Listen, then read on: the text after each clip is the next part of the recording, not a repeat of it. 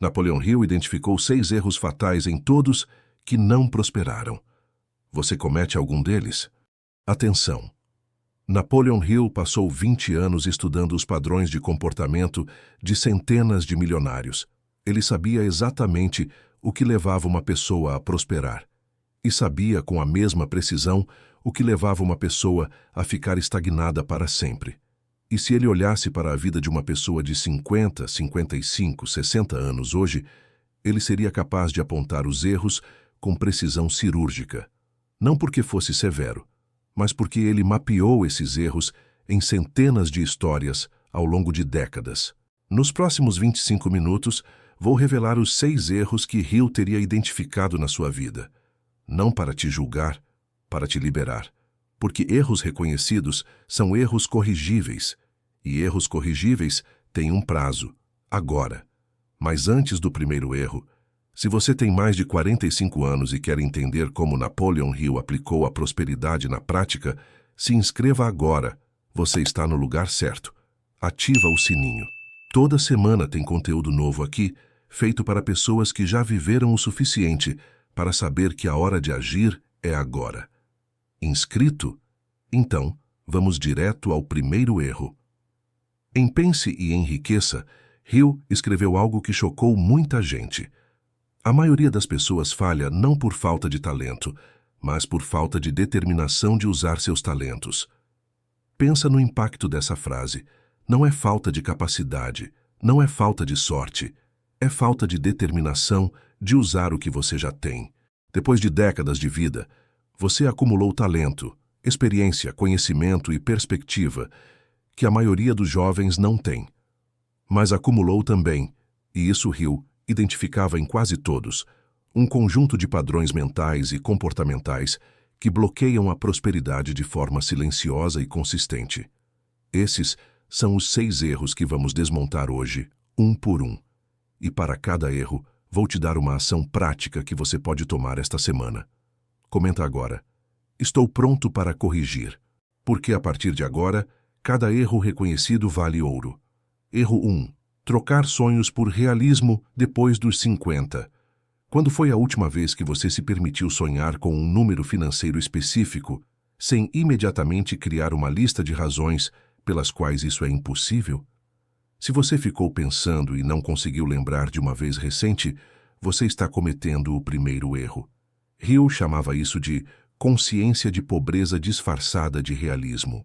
É uma das armadilhas mais sofisticadas que existem porque ela não parece um erro, parece maturidade, parece responsabilidade, parece a voz de uma pessoa que já viveu o suficiente para saber como o mundo funciona.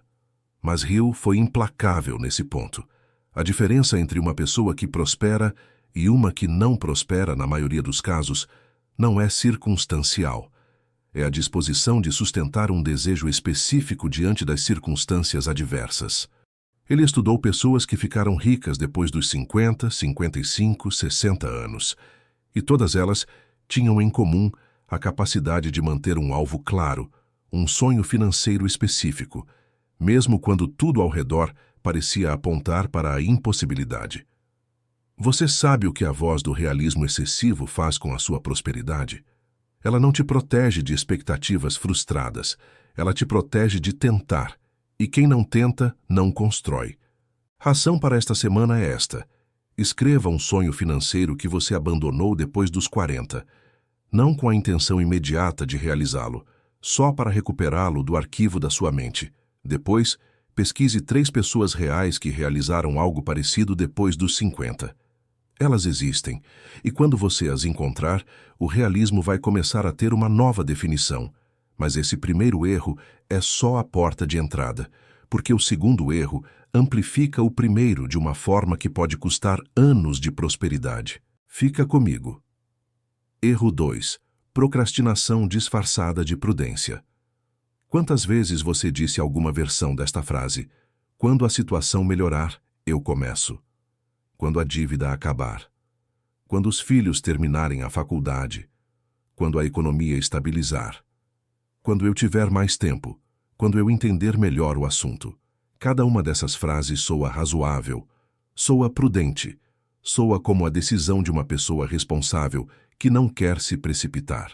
Napoleon Hill tinha outro nome para isso: procrastinação disfarçada de prudência, e ele documentou esse padrão como um dos maiores ladrões de riqueza da vida adulta. A crueldade desse erro é que ele se alimenta do tempo. Quanto mais você espera o momento certo, mais o tempo passa, e mais o peso da espera torna qualquer ação futura mais difícil. Você não só perde o resultado que poderia ter tido, você perde também a confiança de que ainda é possível. Hill foi direto. O sucesso pertence àqueles que agem, não àqueles que planejam agir. E aqui está a virada que poucos percebem. O momento certo não existe como uma condição externa que vai se apresentar para você. O momento certo é uma decisão interna. É quando você decide que as condições que você tem agora são suficientes para começar. Não perfeitas, suficientes. A ação para esta semana: identifique uma decisão financeira que você está adiando há mais de 6 meses. Só uma. Depois responda em voz alta: o que de pior pode acontecer se eu executar isso nos próximos 7 dias? Se a resposta for tolerável, e quase sempre é, você executa nos próximos 7 dias, não 30 dias. 7. Porque Hill dizia que a diferença entre quem age e quem não age raramente é o plano, é o prazo. Agora, o terceiro erro é onde a maioria das pessoas de 50 anos está presa sem perceber. E é um erro que parece virtude. Erro 3.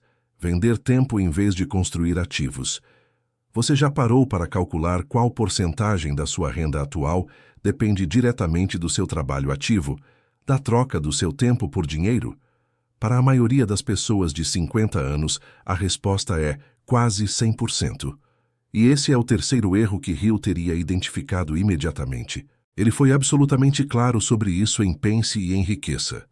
As pessoas que nunca constroem patrimônio real são aquelas que dependem exclusivamente de renda ativa, salário, honorários, prolabore. As pessoas que prosperam de forma consistente constroem em paralelo fontes de renda, que trabalham quando elas não estão trabalhando. Hill chamava isso de renda residual sobre ativos e afirmava que construir pelo menos uma fonte desse tipo deveria ser uma prioridade de qualquer adulto que quer prosperidade de longo prazo. Agora, existe um mito que precisa ser desmontado aqui. Construir renda passiva não exige capital enorme nem conhecimento financeiro avançado. Exige consistência e tempo, e você tem os dois. Um investimento mensal pequeno, feito consistentemente durante 10 ou 15 anos, com juros compostos trabalhando, pode gerar uma renda passiva significativa. Um negócio de serviços que você domina pode ser estruturado para funcionar com menos horas ativas suas ao longo do tempo. Uma propriedade alugada, um produto digital, uma participação em um negócio existente. A questão não é qual instrumento. A questão é começar a construir qualquer coisa que gere retorno sem depender exclusivamente do seu tempo. A ação para esta semana: calcule qual porcentagem da sua renda vem de trabalho ativo versus ativos. Depois defina uma meta simples. Em 12 meses, ter pelo menos uma fonte de renda que funcione sem depender 100% de horas suas. Mesmo que seja pequena, o princípio importa mais do que o valor no começo. E por falar em começo, o quarto erro está diretamente relacionado ao que você carrega do passado. Isso pode estar custando mais do que você imagina. Erro 4. Pagar 2 vezes pelo mesmo erro. Você perdeu dinheiro em algum negócio que não deu certo, fez um investimento que foi mal, bancou alguém que não merecia. Se você ainda carrega o peso emocional dessas experiências, se elas ainda aparecem nas suas decisões financeiras atuais como fantasmas que te impedem de avançar, Hill diria que você está pagando 2 vezes pela mesma perda. Primeiro pagou com o dinheiro. Agora está pagando com a energia, a confiança e a capacidade de decisão que esse peso drena todos os dias. Hill foi preciso nesse ponto. O fracasso é uma condição temporária. O fracasso permanente existe somente para quem o aceita como permanente. O passado financeiro tem 2 usos possíveis. Pode ser uma fonte de aprendizado ou pode ser uma âncora. Quem aprende com os erros e segue em frente, usa o passado como trampolim. Quem fica carregando o peso emocional dos erros, usa o passado como prisão. E aqui está algo que Hill observou e que é psicologicamente preciso. Pessoas que carregam culpa financeira intensa tendem a tomar decisões subótimas no presente. Elas evitam oportunidades porque têm medo de errar de novo. Elas subestimam sua própria capacidade porque os erros do passado distorceram a percepção de si mesmas. Elas ficam presas em análise infinita em vez de agir. A ação desta semana tem 2 momentos. Primeiro, escreva em um papel o erro financeiro que mais te pesa, com todos os detalhes. O que aconteceu, quanto custou, o que você aprendeu. Segundo, rasgue ou queime esse papel. Não é simbólico no sentido emocional vago, é um ato concreto de encerramento que o sistema nervoso processa de forma diferente, de simplesmente decidir esquecer. O passado tem um lugar, no aprendizado, não na tomada de decisão atual. E agora o 5º erro, que Hill considerava um dos mais letais e que é o mais difícil de reconhecer porque parece responsabilidade. Erro 5. A mornidão que paralisa Hill identificou um traço presente em absolutamente todos os fracassados que estudou ao longo de 20 anos. Não era preguiça, não era falta de inteligência, não era má sorte, era falta de decisão. Não a ausência de ação, mas a ausência de decisão. A diferença é sutil, mas devastadora. Existem muitas pessoas que fazem coisas, que se movem, que parecem ocupadas, mas que nunca decidem de verdade, nunca definem um alvo específico, comprometem recursos reais com ele e avançam com determinação até chegar lá ou aprender o suficiente para ajustar o curso. Hill chamava o estado oposto disso de mornidão. Nem frio nem quente, nem avançar com decisão, nem encerrar com clareza. Ficar no meio, consumindo energia sem gerar resultado. Você está morno em alguma área da sua vida financeira agora? Talvez um negócio que você mantém aberto, sem investir de verdade nele. Um investimento que você faz um pouquinho, mas sem estratégia definida. Uma ideia de renda extra que você vai começar há meses. Uma dívida que você está pagando devagar sem nunca atacar com força. A mornidão não é neutra. Ela consome energia, tempo e recursos e não entrega resultado real. A ação. Identifique uma área financeira onde você está morno. Depois tome uma decisão binária. Vou avançar com comprometimento real ou vou encerrar com clareza. Sem meio termo, execute essa decisão nos próximos 48 horas. Mas o 6º erro é o que amarra tudo, e é o mais raro de ser identificado. Erro 6. Ignorar o poder do ambiente intelectual. Hill dedicou um capítulo inteiro de Pense e Enriqueça a um conceito que ele chamou de Mastermind, a aliança de 2 ou mais mentes trabalhando em harmonia em direção a um objetivo comum. E a descoberta que o surpreendeu ao estudar os grandes milionários foi esta: nenhum deles prosperou sozinho. Todos eles, sem exceção, tinham ao seu redor um grupo de pessoas que os desafiavam, os apoiavam e os expunham a formas de pensar que eles não teriam sozinhos.